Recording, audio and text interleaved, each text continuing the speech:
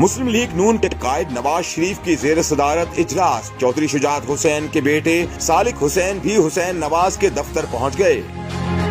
نواز شریف اور چودھری صالح حسین کے درمیان اہم ملاقات ہوئی۔ چودھری شجاعت حسین کے صاحبزادے اور وفاقی وزیر نے نواز شریف کو چودھری شجاعت حسین کا اہم پیغام پہنچایا۔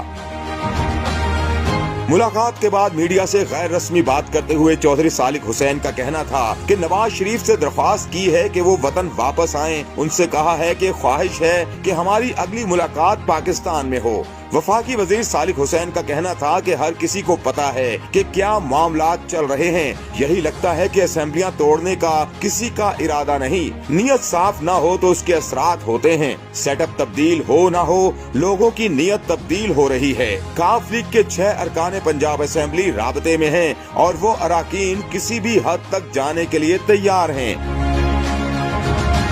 صالح حسین کا کہنا تھا کہ مونس الہی نے حکومت میں جانے سے پہلے چودھری شجاعت حسین کو اعتماد میں نہیں لیا تھا۔ مونس الہی جب چاہیں رابطہ کر سکتے ہیں، مجھے تو کوئی مسئلہ نہیں۔ اس سے پہلے نواز شریف نے میڈیا سے گفتگو کرتے ہوئے کہا تھا کہ جو شخص خود سر سے پاؤں تک کرپشن میں ملوث ہے وہ دوسروں پر کرپشن کے الزامات لگا رہا ہے۔